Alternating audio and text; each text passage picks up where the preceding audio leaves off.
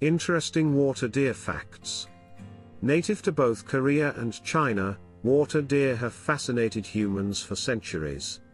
When you look a little closer, however, you'll realize that there's more to the water deer than their prominent teeth or rounded ears, and they're not as scary as they may sound. Water deer are fuzzy, four-legged creatures that look a lot like regular deer from a distance. But once you adjust the magnification of your binoculars, their differences will become apparent. For starters, they don't have antlers. Neither males or females have them. Their Latin name even translates to without armor. Their bodies are thicker and stockier than normal deer. Water deer can look downright chunky when compared to their cousins. This has more to do with their body structure than their body weight, however. They have powerful hind legs that are longer than their front legs, so their haunches are raised at a higher angle than their shoulders. Last but certainly not least, water deer have prominent front teeth that stick out from their jaw. These are commonly referred to as fangs or tusks, but they're really just extra long canines. They live interesting, exciting lives, and as a semi-endangered species. There are two subspecies of water deer. The first, Hydropotes anermos, lives in China. The second, Hydropotes argyropus, lives in Korea. There's very little to no difference between the breeds. The Korean water deer might be a little more reddish-brown than true brown, and anecdotal evidence suggests that they might be a tad smaller, but that's about it. Technically, their genetic makeup is the same.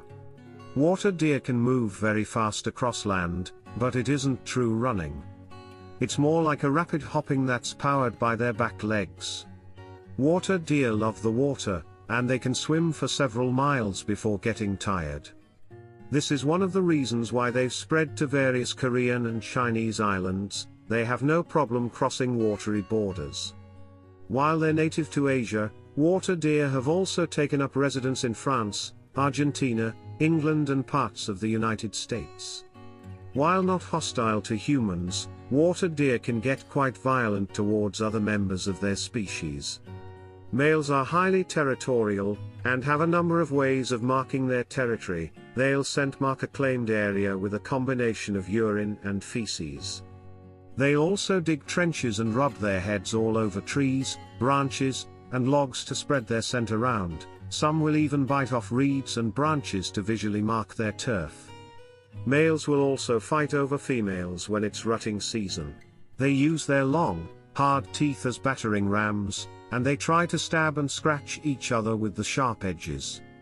It's quite common to see wild water deer with torn ears or scars on their faces from their many altercations.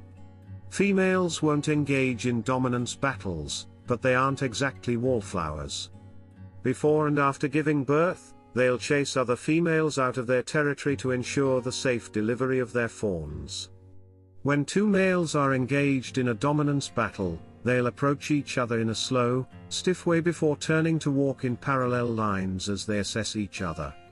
One male might decide the fight isn't worth it, and he'll turn and flee while the other chases him with high-pitched clicking noises. If they decide to go ahead with the fight, that's when the fangs come out and ears get torn. The good news is that fights are rarely fatal. One male will eventually submit to the other by laying his head and neck flat on the ground, and the winner will allow him to leave without hurting him any further. You might see the nickname vampire deer for water deer, and the reason is exactly what you think: their long, pointed canines. On a relaxed water deer, these teeth aren't any cause for alarm. They slope downwards with their sharp points facing the ground.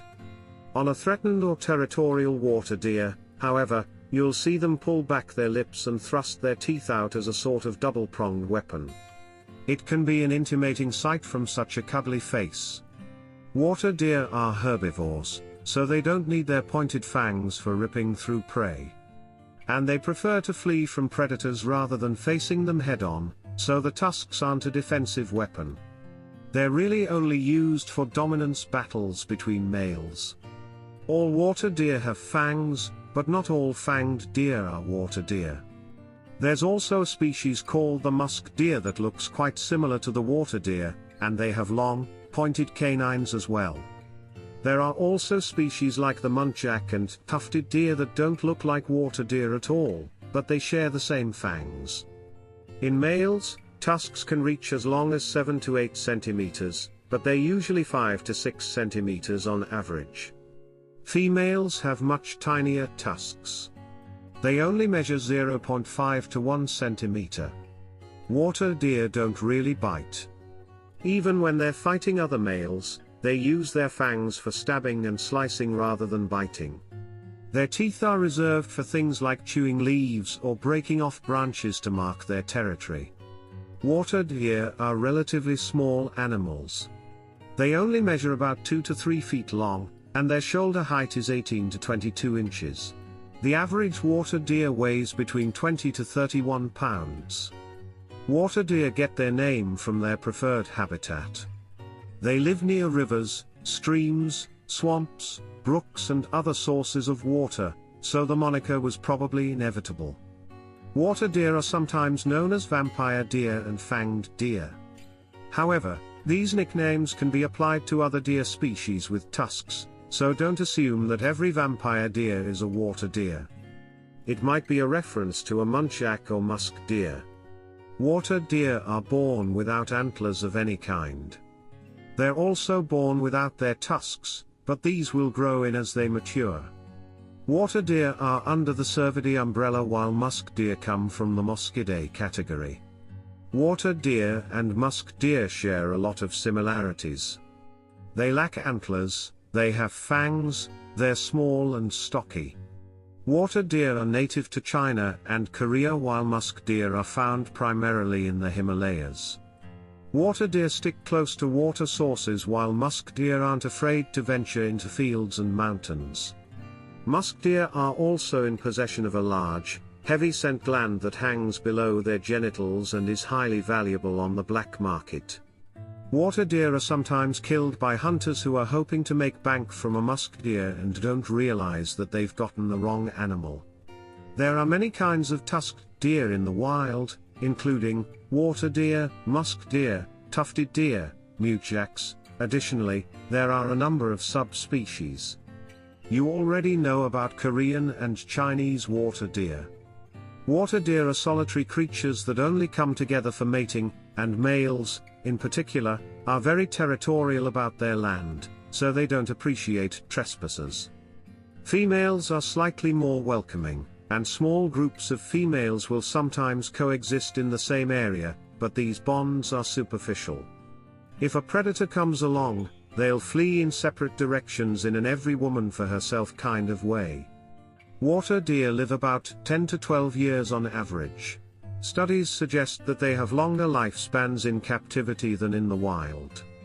Water deer are vulnerable to large carnivores such as leopards, foxes, bears and raccoon dogs. Young fawns can also fall victim to birds and weasels. When a predator is near, they'll either hide among the tall reeds of the riverbank or take off in a desperate flight to evade the danger. One interesting thing about water deer is that they'll sound off a warning bark to others of their kind when a predator is approaching. They do this even though they're solitary creatures that don't spend a lot of time with one another. So when push comes to shove, water deer aren't entirely selfish. They'll sound the alarm for everyone when a leopard wanders into their turf. Chinese water deer used to be abundant, but it's estimated that there are only 10,000 or so remaining in the wild. The biggest danger to water deer is habitat loss. Whenever someone builds a dam, cuts down a forest or starts a wildfire, it has ripple effects on the water deer's ecosystem. For example, there might be fewer plants for them to eat, or there might be less vegetation for them to hide in when a predator comes along. Their favorite river might flood or dry up and force them to move somewhere new. Humans are also a threat to water deer. They've been hunted for centuries because their fanged appearance makes them such a unique prize. And, as previously mentioned, the Korean government considers them a nuisance during farming season and offers a monetary reward to anyone who can get rid of them. They're also killed for meat, medicine, and other cultural purposes. Water deer will munch on everything from grasses to reeds.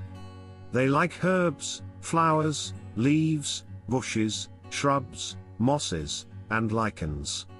Some have even been observed eating from willow and black locust trees. They rely primarily on smell rather than sight, so they aren't bothered by nighttime vision loss. Female water deer are pregnant for 170 to 210 days. They'll either wander away from crowded territories or chase off any stragglers in their chosen area. When it's time to give birth, they choose a safe, secluded spot that's hidden by weeds or thickets, and the babies will remain there for several weeks. Mom will only leave them when she needs to look for food. Young water deer are called fawns just like other species of deer. They're mammals, so they nurse from their mother until they're old enough to eat solid food. This takes about 2 months.